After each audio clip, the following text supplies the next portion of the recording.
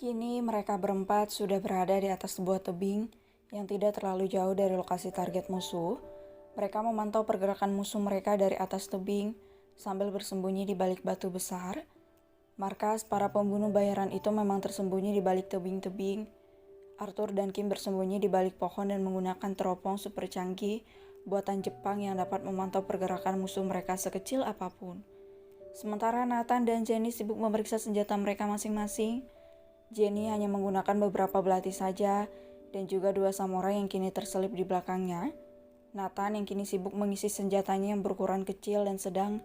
Itu, pria bermata 4 itu melirik Jenny yang menelisik benda tajam di tangannya. "Kenapa dirimu lebih menyukai samurai daripada senjata?" tanya pria berempat itu penasaran. "Karena aku tidak tertarik," jawab Jenny pendek. "Jika kau lebih tertarik dengan benda tajam?" Gumam Jenny. "Padahal senjata lebih penantang dan memuaskan," celutuk Nathan. "Apalagi senjata milikku," cicit pria itu pelan. "Apa yang kau katakan?" ujar Jenny. "Tidak ada," sela Nathan. "Aku tidak bisa menggunakan senjata api," lirih Jenny. "Oh ya?" sentak Nathan. Aku hanya bisa menguasai benda tajam." "Itu juga keren. Tapi aku ingin belajar memakai senjata seperti wanita datar itu," bisik Jenny dan melirik ke arah Kim dan Arthur. Nathan hanya terdiam sambil menikmati hembusan napas hangat Jenny yang menimpa wajahnya. "Hei, kau kenapa diam?" Tidak apa-apa. "Aku bisa mengajarimu." "Benarkah?" Mengajarimu senjata lain juga aku bisa," ujar Nathan dengan wajah mesumnya. "Senjata apa?" tanya Jenny dengan polosnya. "Senjata yang terbanyak di dunia dan terbaik di dunia," ucap Nathan lagi. "Benarkah?" Senjata yang bisa membuat lawan menjerit nikmat dan juga kesakitan." "Nikmat?" Jenny membeo. Nathan tersenyum penuh arti saat mengetahui kalau wanita dingin dan imut ini sangatlah polos. "Apa kau memilikinya?" tanya Jenny dengan wajah penasaran, tapi sialnya itu sangat menggemaskan buat si Nathan yang memiliki gelar Casanova mesum dan culun. "Punya, besar dan kuat. Sekali tembakan aku yakin bisa membuat perutmu membesar dalam beberapa bulan," ujar Nathan dan tersenyum penuh arti. "Apa hubungannya senjata dan perut membesar? Karena senjataku lain daripada yang lain?" "Benarkah? Apa aku bisa melihatnya?" "Kau serius ingin melihatnya?" Saut Jenny dengan anggukan. "Baiklah, buka lebar-lebar mata indahmu di balik benda bulat ini. Aku akan memperlihatkanmu senjata dengan tinggi dan besar di atas rata-rata," cerocos Nathan. "Oke, aku siap," jawab Jenny polos. "Ogo, ternyata dia sangatlah polos," batin Nathan. "Cepatlah, aku sudah tidak sabar." "Oh Tuhan, aku bisa gila. Mana dia memang sudah bangun," batin Nathan sambil melirik senjatanya di balik kain celana. Jenny mengikuti arah pandangan Nathan dan dia menatap lekat sesuatu yang menonjol di bawah sana. Jenny yang penasaran pun ingin menyentuh benda itu. "Apa ini senjatanya?" sela Jenny mengejutkan Nathan dari fantasi liarnya. Nathan membolakan matanya saat Jenny menenggok senjatanya dengan lekat dan ingin menyentuhnya. "Apa yang ingin kau lakukan?" tanya Nathan gugup. "Menyentuh senjatamu," jawab Jenny sambil melirik ke arah bawah. Nathan pun salah tingkah dengan kepolosan wanita bermata 4 ini. Niat hati ingin mengerjai wanita ini, tapi kini dirinya harus deg-degan menghadapi tingkah polos Jenny. Jenny pun mengarahkan tangan mungilnya ke arah senjata Nathan, sedangkan pria itu hanya bisa menutup matanya dan terdiam. "Jangan!" teriak Nathan yang menghentikan tangan Jenny yang kini menggantung di udara. "Kenapa? Jangan menyentuhnya, itu berbahaya dan haram." "Berbahaya?" "Iya, berbahaya bagaimana?" "Pokoknya berbahaya dan aku takut kau akan terpesona melihat senjataku."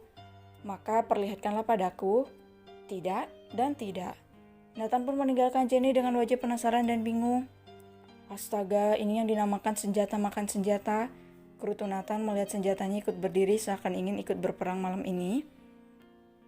"Kau kenapa?" tanya Arthur.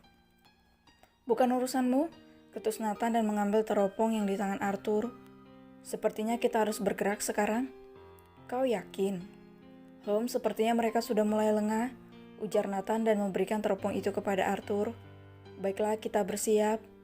Bersiaplah, kita serang mereka sekarang. Perintah Nathan pada para anak buahnya yang sedang bersembunyi melalui airpage yang terpasang di telinga mereka masing-masing. Apa kalian siap? Seru Arthur sebagai ketua mereka. Siap, jawab ketiganya bersamaan. Ayo. Arthur mulai memimpin penyerangan mereka kepada para musuh, diikuti para anak buah mereka yang mengenakan pakaian serba hitam. Mereka mengendap-endap di antara bebatuan. Mereka kini sudah berada di dekat sebuah rumah kayu yang sudah usang itu. Arthur dan Kim bersembunyi di balik pohon pinus, sedangkan Jenny dan Nathan bersembunyi di balik mobil yang terparkir di sana. Arthur menatap Nathan dan mengedikkan kepalanya ke arah musuh yang sedang bersenang-senang. Nathan mengangguk, dia pun melangkah lebih dari dekat ke arah musuh diikuti Jenny di belakangnya. Kenapa kau mengikutiku? Bisik Nathan frustasi. Kita kan satu tim, jadi aku mengikutimu, jawab Jenny. Astaga, pekik Nathan tanpa sadar, membuat para musuh tersadar oleh kehadiran mereka. Arthur dan Kim mencubitkan bibir mereka melihat tingkah konyol Nathan dan Jenny. Siapa di sana? Teriak para pria yang berjaga di pintu masuk markas musuh. Segera saja Nathan menarik Jenny dan membawanya bersembunyi di balik pohon. Tanpa sadar posisi mereka begitu sangat intim di mana tubuh mereka saling menempel. Jenny mendongak bersamaan, juga Nathan menundukkan wajahnya. Terjadilah saling tatap menatap antara 4 pasang mata itu. Oh, jodoh yang sangat serasi dan kompak, sama-sama mempunyai mata 4. Nathan hanya fokus pada bibir mungil Jenny yang berwarna pink merekah, sementara Jenny seakan terhipnotis manik biru terang Nathan. Mereka masih betah saling mengagumi, dalam diam dan saling tatap menatap. Kini hanyalah mereka sedang berlarian di bawah pohon-pohon dan saling tersenyum malu sembari diiringi oleh musik syahdu. Hayalan indah mereka terjeda saat sebuah belati melayang di udara, tepat di samping mereka, dan tak lama kemudian seorang pria jatuh di bawah kaki keduanya dengan belati menembus kepala pria tersebut. Nathan dan Jenny terkejut dan mereka secara bersamaan menoleh asal suara decakan. Cak, tidak tahu malu bermesraan di area musuh, cibir Arthur. Hei, siapa kalian? Teriak seseorang pria dengan tubuh dipenuhi tato. Kim tanpa banyak basa-basi segera melayangkan samurai yang ada di tangannya ke arah pria tersebut. Seret, satu kali sebatan di dada pria itu langsung terkapar di tanah. Wow, seru Nathan tanpa suara. Hei kalian, ujar musuh yang lain yang kini mereka berlari ke arah Arthur dengan gengnya. Kini mereka sudah saling berhadapan dengan tatapan mematikan mereka masing-masing. Arthur kini berada di depan para anak buahnya yang sudah siap dengan senjata mereka semua. Sementara di pihak lawan, mereka juga tidak ingin kalah. Jumlah mereka begitu banyak tapi tidak membuat jiwa berdarah dingin Arthur dan Kim memudar. Malah pasangan ini begitu semangat dan bersorak dalam hati. Pasangan ini hanya menampilkan senyum depil mereka, yang mana membuat para lawan geram akan sikap sombong pasangan suami istri ini. Cih, sombong, deci salah satu musuh mereka melihat tingkah santai pasangan ini. Sebuah tepuk tangan mengalihkan perhatian mereka semua. Suara tepuk tangan yang datang dari balik pintu rumah yang terbuat dari kayu itu. Sesosok pria parubaya datang kepada mereka dengan gaya ponggahnya yang didampingi oleh beberapa wanita yang memakai pakaian serba hitam. Kim menyoroti pria itu tajam dan lekat. Tangannya mengepal kuat saat pria parubaya itu makin mendekat padanya. Kini tatapan Kim begitu mematikan menghunus pria tua itu yang masih terlihat bugar. Mungkin pria itu seumuran dengan mendiang dedinya. Dada Kim kian bergemuruh kuat ketika pria tua itu berada di depan wajahnya.